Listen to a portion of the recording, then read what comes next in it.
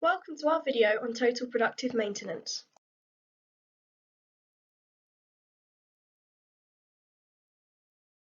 What is total productive maintenance? Total productive maintenance is an approach to production that ensures that there are no defects to the product. Its goal is to achieve production that is perfect. This includes no breakdowns, a focus on safety, no accidents, and no small stops to production. The idea is that if production is as perfect as it can be, efficiency and quality will be as perfect as it can be. The history of total productive maintenance. The first idea of TPM comes from post-war Japan and focuses on small and incremental changes. Following Japan's defeat in the Second World War, the country's ruined infrastructure required a new approach that was efficient and limited waste that they couldn't afford. The idea was that improvements to the equipment and machines used in the production process would lead to improvements in the efficiency of the process and quality of the final product, and would lead to less wasted materials. In order to increase both productivity and quality, companies turned to a reliance on machines who were more productive than workers carrying out the same jobs. Preventative maintenance is where machine maintenance groups were set up to maintain the machines and productivity. More machines equals more maintenance and bigger groups. As more people were needed to carry out the maintenance on the machines, the maintenance became too expensive to hire specific groups to fix all the issues of the machines. Additionally, as operators had to wait for the maintenance groups to fix the machines, there was often long breakdowns which would actually lead to a lower productivity. Therefore, in order to reduce labour costs and reduce the time breakdowns took to fix, the maintenance was carried out by the operators themselves, and the maintenance groups only carried out essential works that were more technical or that the operators could not carry out themselves. TPM implementation phases. According to Nagashima, 1988, Park and Han, 2001, there are four main implementation phases to TPM. The first phase is preparation. This phase refers to the introduction of TPM, which is usually carried out by top management in the company. A plan is also put in place to reduce equipment loss and create an independent workspace, while also providing the staff with the training they need to improve workspace quality. The following phase is preliminary implementation. This is the process of identifying the first task to complete and create a plan on how to proceed on completing them. The third phase is TPM implementation. In this phase, the equipment needs to be made more efficient, and this is carried out by using specific techniques. The last phase of TPM implementation is stabilization. In this phase, equipment efficiency goals are part of the business strategy. The TPM results are also observed at this stage. This is carried out to make sure that the TPM goals are reached by looking at the staff performance. The 5S foundations are a result of the development of TPM. The main goal of these foundations is to create a more efficient workspace environment. The first foundation is SORT, which is the removal of unneeded objects in the workspace, followed by straighten, which is the arranging of the rest of the items that are needed. Shine is cleaning and examining the work area.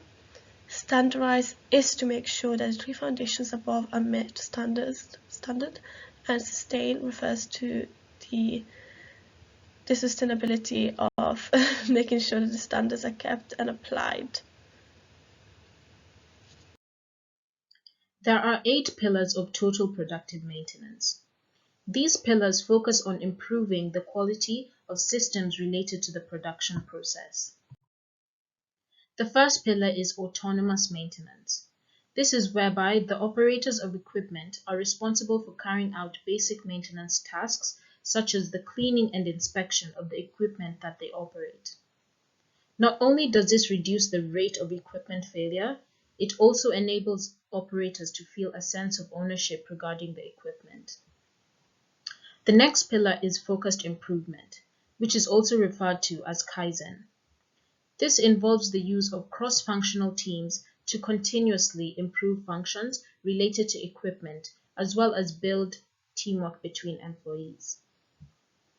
Planned maintenance entails the scheduling of maintenance tasks based on the predicted and measured failure rates of equipment.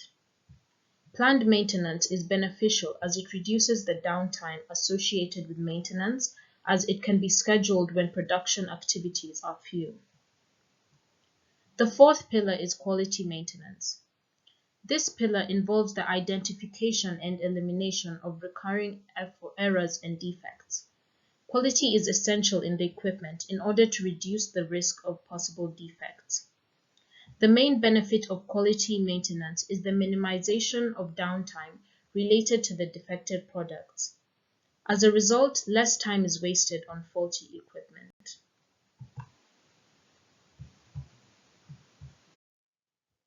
In early equipment management, the design of new equipment is based on the lessons gathered from past TPM activities. This may involve the input of the individuals that use the equipment on a daily basis. For instance, situating equipment controls in a manner that is accessible and comfortable for the operator. The new equipment will therefore be more efficient and as a result increase the level of performance. Training and education involves the teaching of skills and knowledge through training all workers, ranging from operators to the managers. This ensures that each employee is well equipped with the knowledge to solve problems and understand operation procedures as well as protocols. The next pillar is safety, health, and administration. A conducive and safe working environment ensures that the risk of injuries or accidents is minimized. This could be in the form of a clean workspace and proper safety gear. The employees will be assured of their safety, which boosts their job satisfaction and productivity.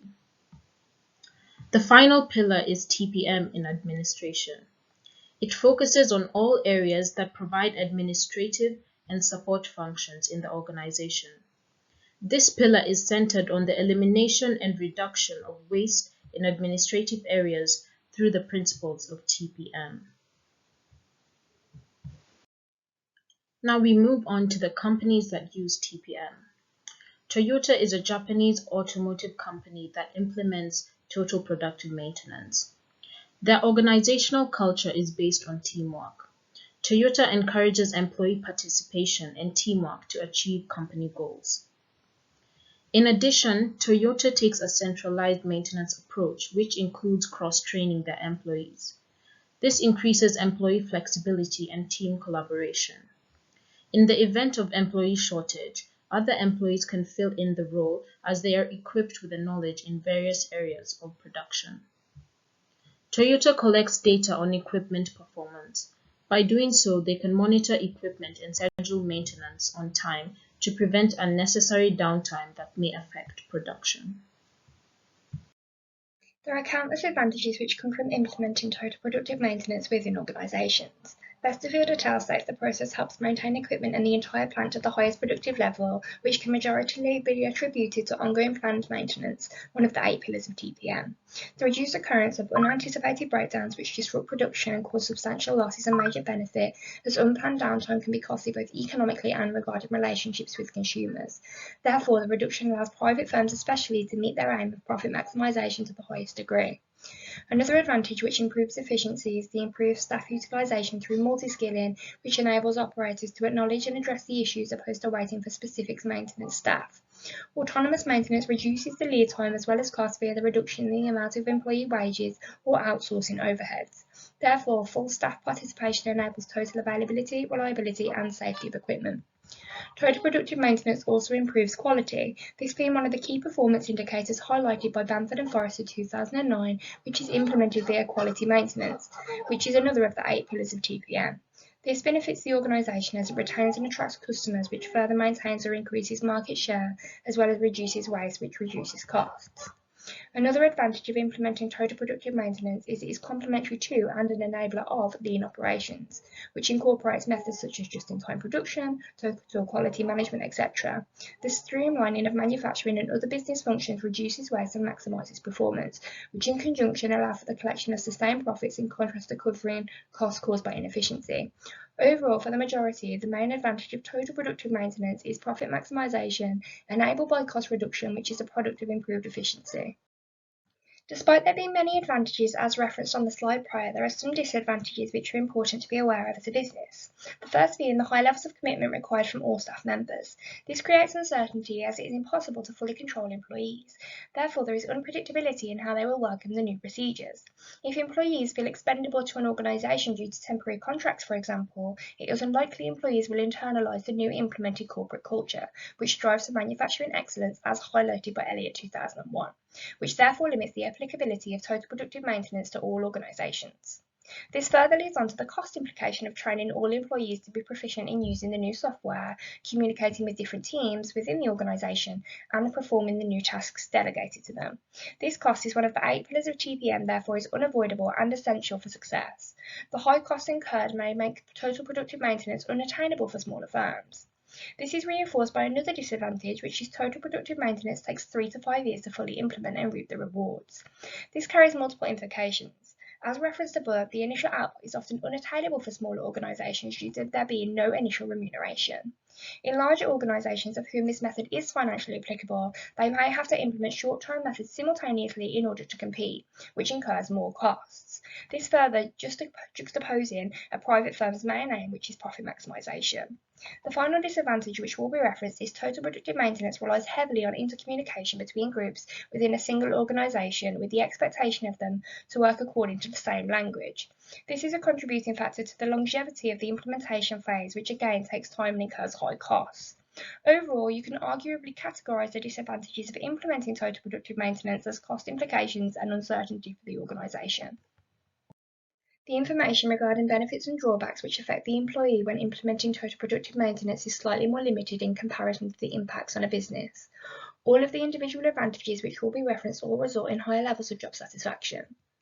Due to the complexity of TPM framework, as well as the new skills employees must possess, training is vigorous and essential. The deployment of funds into staff due to job enrichment can result in higher productivity and innovation, which not only benefits them but the business also. Another advantage which contributes to overall job satisfaction was the introduction of autonomous maintenance. Firstly, through autonomous maintenance, employees are able to exert more ownership over both their machinery and the product of their labour, this improving productivity. Secondly, job enlargement experienced by the employee who operates under autonomous maintenance will create a sense of job security due to them playing a prominent role in safety, quality, reliability, etc. This will allow the employee to take more enjoyment from the work they do, further supporting productivity and flexibility. Another advantage to the employee which further contributes to job satisfaction is total productive maintenance promotes teamwork and interconnectivity between departments. Teamworking is arguably natural and offers a more welcoming environment for the employee that through the sharing of cross-departmental knowledge and unified corporate culture, innovation and job fulfillment is high. The final advantage to the employee this presentation would draw upon is risk reduction in their specific area of responsibility. Due to the high levels of interconnectivity referenced above and the promotion of teamwork, problems or inefficiencies become team responsibility rather than personal. This allows the employee to experience more job security, therefore the ability to act more freely. Overall, employees benefit as they experience higher levels of job satisfaction, which can be attributed to them feeling invested in, valued, trusted, etc. In regards to drawbacks, for the majority it is down to discretion, as most of the disadvantages which will be referenced was also referenced as benefits. Therefore, here the presentation will look to explore alternative views which make the factors such as staff enrichment and team working negative for the employee. The first drawback is the necessity for training. Some employees are reluctant for the job description to change, therefore are reluctant to take part in the training programs both on and off site. This links directly to another drawback referenced on the slide, which is job enlargement. Although this usually displays trust placed upon the employee, which would improve job satisfaction, in some cases it can be unwelcomed. Often there is no remuneration for such increases in responsibility and the expansion in tasks expected, therefore employees may resent such changes. Another drawback to total productive maintenance, which by most would be considered an advantage, is the emphasis placed upon teamwork. The most prominent disadvantage which can be drawn from this is highlighted by Barker 1993, as the feeling of having to exert higher levels of effort due to peer pressure. This further contributing to job enlargement.